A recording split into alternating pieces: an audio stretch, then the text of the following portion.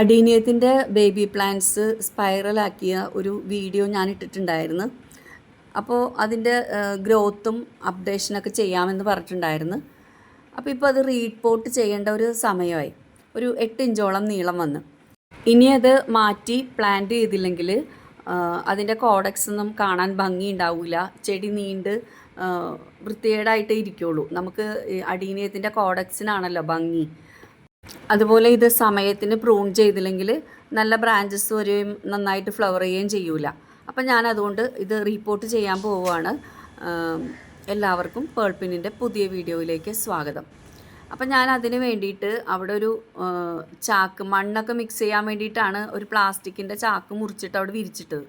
അപ്പോൾ ആ യോണ്ടാൻ്റെ കുരുത്തക്കേട് കണ്ടില്ലേ, വേഗം തന്നെ വന്നത് നഖം കൊണ്ട് പിച്ചി പറിക്കണേന്ന്.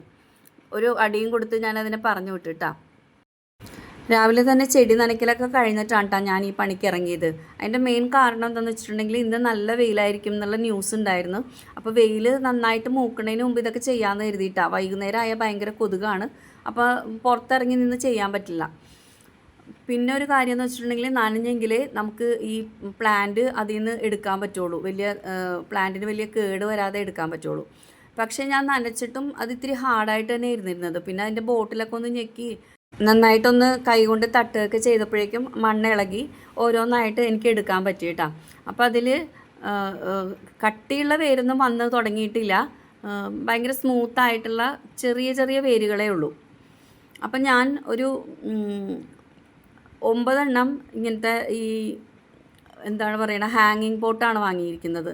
ഞാൻ ഉദ്ദേശിച്ചത് വേറൊന്നുമല്ല, അതാവുമ്പം കുറച്ച് ഹൈറ്റ് കുറഞ്ഞ പോട്ടും കിട്ടും, കുറച്ച് വിസ്താരമുള്ള പോട്ടും കിട്ടും.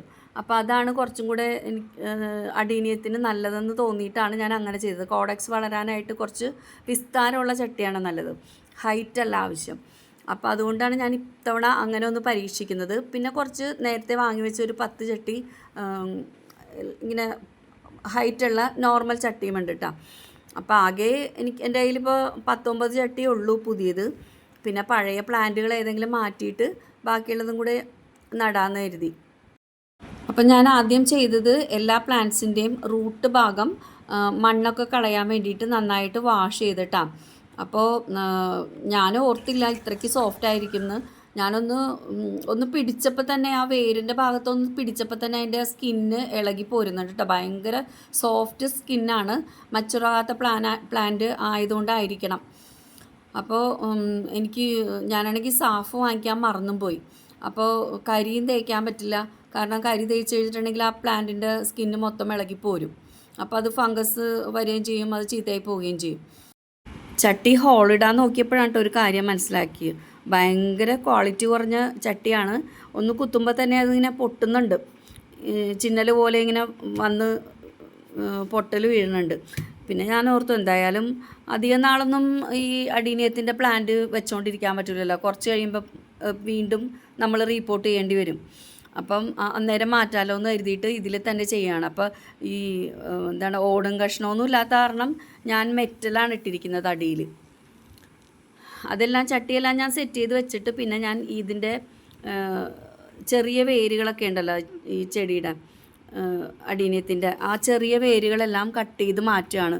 എന്നാലേ നമുക്ക് പോട്ട് ചെയ്ത് കഴിയുമ്പോഴേക്കും നല്ല ഹെൽത്തി ആയിട്ടുള്ള വേരുകളൊക്കെ വന്ന് പ്ലാന്റ് കുറച്ചുകൂടെ നന്നായിട്ട് വരുള്ളൂ. സാധാരണ ഇതുപോലെ വേരൊക്കെ മുറിക്കുമ്പോൾ ഞാൻ കരിയാണ് തേക്കാറ്. നല്ലൊരു ഫംഗിസൈഡാണല്ലോ കരി. പക്ഷേ ഇപ്പോൾ ഇതിന് കരിയൊന്നും തേക്കാൻ പറ്റാത്ത അവസ്ഥയാണ്. അപ്പോൾ പിന്നീട് പോട്ട് ചെയ്ത ശേഷം സാഫ് ഒഴിച്ചു കൊടുക്കണം, നേരത്തെ പറഞ്ഞ പോലെ തന്നെ. അതുപോലെ കുറച്ച് ദിവസത്തേക്ക് കൂടുതൽ നനയ്ക്കാതെയും കൂടി സൂക്ഷിച്ചെങ്കിലേ പ്ലാന്റ് നമുക്ക് ചീത്തയാവാണ്ട് പിടിച്ച് കിട്ടുള്ളൂ. അതുപോലെ ഞാനിപ്പോൾ പോട്ട് ചെയ്തിട്ടാണെങ്കിലും തണലുള്ള ഭാഗത്താണ് കുറച്ച് ദിവസം വയ്ക്കുള്ളൂ കേട്ടോ. അപ്പോൾ എല്ലാ ചെടിയുടെയും വേരൊക്കെ മുറിച്ച് മാറ്റിയിട്ട് ഞാനിതൊന്ന് ഡ്രൈ ആവാൻ വേണ്ടിയിട്ട് വെയിലത്തേക്കാണ് കേട്ടോ വെക്കണത്. നമ്മൾ ബ്രാഞ്ചസിൽ നിന്ന് എടുക്കുമ്പോൾ നമുക്ക് ആ സെയിം പ്ലാന്റ് തന്നെയല്ലേ കിട്ടുള്ളൂ. വിത്ത് മുളപ്പിച്ചെടുക്കുമ്പോൾ ചിലപ്പം വേറെ കളറിലെ പ്ലാന്റ് കിട്ടാനുള്ള സാധ്യതയുണ്ട്.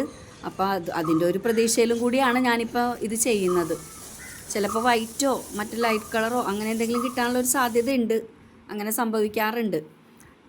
അപ്പോൾ ഞാനതൊക്കെ അങ്ങോട്ട് മാറ്റി വെച്ച ശേഷം മണ്ണ് മിക്സ് ചെയ്തിട്ടാണ് പോട്ടി മിക്സ് ആണെങ്കിലും തികയൂല. അപ്പോൾ അത് കാരണം കുറച്ചുകൂടെ ചകിരിച്ചോറും അതുപോലെ ചാണകപ്പൊടിയും പിന്നെ അതുപോലെ തന്നെ വേപ്പിൻ പിണ്ണാക്കും പിന്നെ കമ്പോസ്റ്റും എല്ലാം കൂടെ നന്നായിട്ട് മിക്സ് ചെയ്തിട്ട് പോട്ടിൻ്റെ ഒരു ഹാഫ് ഭാഗം, ഒരു പകുതി ഭാഗം നിറയ്ക്കുകയാണ് കേട്ടോ.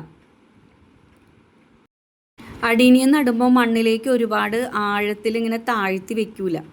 അപ്പോൾ അതിൻ്റെ ആ തണ്ട് ചീഞ്ഞു പോകാനുള്ള സാധ്യത ഉള്ളതുകൊണ്ടാണ് അങ്ങനെ ചെയ്യുന്നത്. അപ്പോൾ കുറച്ച് ഭാഗം മാത്രം ആ വേര്, തായ് വേരുണ്ടല്ലോ, ആ ഭാഗം താഴോട്ട് നിൽക്കുന്ന രീതിയിൽ മാത്രമേ അടീനിയം വെക്കുകയുള്ളൂ. അപ്പോൾ ഞാൻ ഉദ്ദേശിച്ചേക്കണം എന്താണെന്ന് വെച്ചിട്ടുണ്ടെങ്കിൽ ഈ പകുതി ഭാഗത്ത് മണ്ണിട്ടിട്ട് അടീനിയം വെച്ച് അതിൻ്റെ മുകളിൽ കുറച്ച് മണ്ണിട്ട് കൊടുക്കാമെന്ന് കരുതിയിട്ടാണ്. അപ്പോൾ ഒരുപാട് താഴ്ന്നു പോകൂലല്ലോ. അങ്ങനെ എല്ലാ ചട്ടിയിലും മണ്ണ് സെറ്റ് ചെയ്ത് വെച്ചിട്ടാണ്.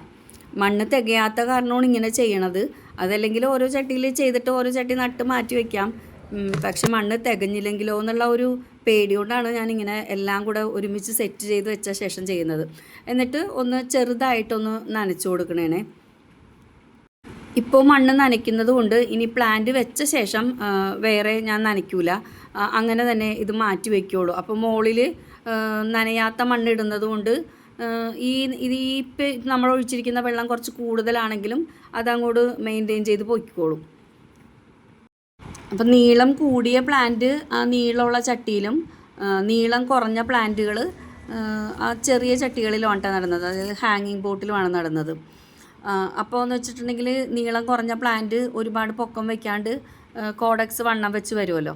മറ്റേ പ്ലാന്റ് പ്രൂൺ ചെയ്യുമ്പം കുറച്ച് താഴ്ത്തി പ്രൂൺ ചെയ്ത് കൊടുക്കാമെന്ന് കരുതിയിട്ടാണ് ഞാൻ അങ്ങനെ ചെയ്തിരിക്കുന്നത്. ഇപ്പം ടെറസിലാണ് ഞാൻ അടീനിയം വെക്കുന്നത്. അപ്പം നല്ല വെയിൽ കിട്ടുമല്ലോ. അതുപോലെ എപ്പോഴും എല്ലാ ദിവസവും ഞാൻ നനയ്ക്കാറില്ല.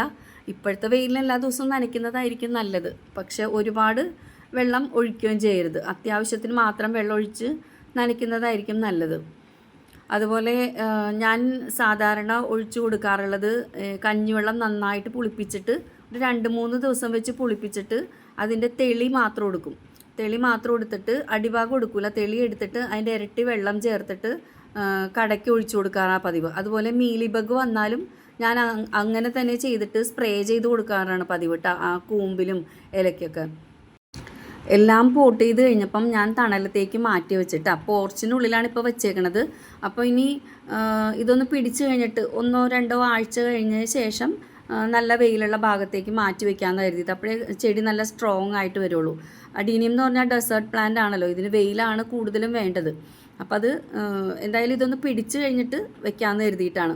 അതുപോലെ ഇതിൻ്റെ പ്രൂണിങ് ഞാൻ ഏതാണ്ട് 1 മാസം കഴിഞ്ഞിട്ട് ഇനി ചെയ്യുള്ളൂ. കാരണം ഏപ്രിൽ മെയ് മാസങ്ങളിൽ പ്രൂൺ ചെയ്യുന്നതായിരിക്കും കുറച്ചും കൂടെ നല്ലത്.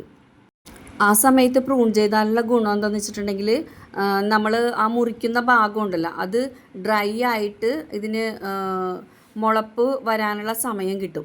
മഴ വരുമ്പോഴേക്കും ഇതിന് ബ്രാഞ്ചസ് ഒക്കെ ഉണ്ടാവും.